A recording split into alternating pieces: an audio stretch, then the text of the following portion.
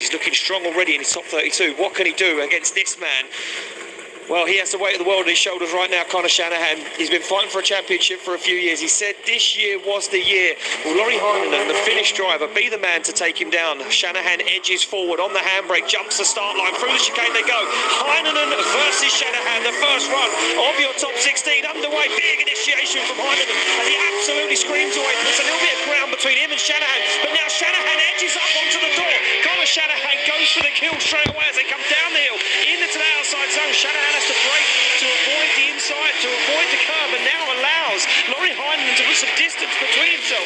Shanahan once again finds himself on the inside. They transition back outside zone 8, the whites as they go to the wall. Shanahan on the back bumper. Wow. Well, just as much as we hyped it up, they delivered. What an incredible run. Dave, welcome back to the commentary tower. Yeah, caught that one in real time on the way up here, and it was fast and it was furious. Conor Shanahan going for everything on the first corner. That's the highest difficulty part of the track, to be close, and he did. But he paid the price. He got a little too close and had to back off as well. But you know what? He knew the style, the quality of Laurie Heinonen, and he had to make it work. And just here, I think he gets lost a little bit in the smoke, but he stays in it. It's not a massive error. It's not a huge deduction. But Heinenen's car, just when we get to this midsection, looks like it's faster than anybody else around here. It certainly does. It looks like it just pulls away and puts some ground between him and Shanahan. Look at that big understeer. You can see him winding back the steering wheel as he turns into that final outside zone, slowing the car down. Shanahan going for the kill, looks for the door, just can't seem to get right up onto the front wheel, manages to get onto the back bumper with the door. Shanahan, though, you know what, doing an incredible job for a man that's been through hell and back last night. Yeah, I mean, you know, when it looks like the engine failure is happening before qualifying, you're dreaming of moments like this, to go to a top 16 and be fighting it out and getting points on the board for the championship. Look, he did really well at the start of the run, really well at the end of the run. In the middle, he lost Heinonen a bit, and that's going to play into the strategy of Heinonen now, because his spotter is going to have to say to him, look, Conor was on your door the whole first and last section of the course. If you can make the mid-section count here, you're going to get the win. And Heinonen will take all that information to this next run and know this is a huge one for the championship. This is what it's all about. You can claw back a lot of points in the early stages of a championship to keep your dreams alive.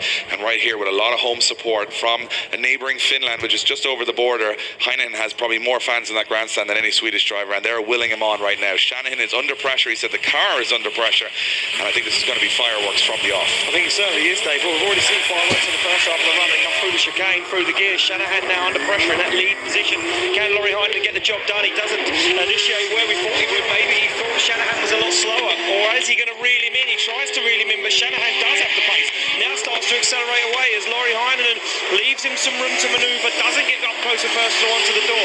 Can he rein him in? They transition through in front of the grandstand. Now Heinonen starts to apply the pressure, starts to turn the screw. Dangerous transition from Heinonen. He dives onto the door. He looks for the side of that GTA 6. It's not clean from Shanahan in the last outer zone.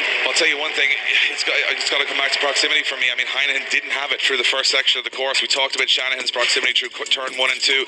Heinonen, he almost gets, I think, a little caught by the speed of Shanahan's car through those first sections. I'm not sure he expected him to be so fast. Conor very smooth throughout the course, does make an error towards the end of the run, but it's not a major error. The line is pretty solid the whole way through, and I expected Laurie to be a lot closer on that run than he was.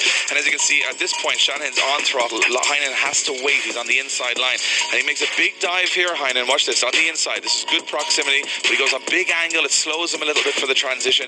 It's going to be really in the balance with the judges here. As far as I can tell, two exceptional drivers putting in exceptional runs, and we haven't had a whole lot of that this event so far. What I wanted to see was a good clean fight between these two guys, and that's what we got. Yeah, we certainly did, Dave. We did get a clean fight, no messing around. Both cars performing 100%. Look at this.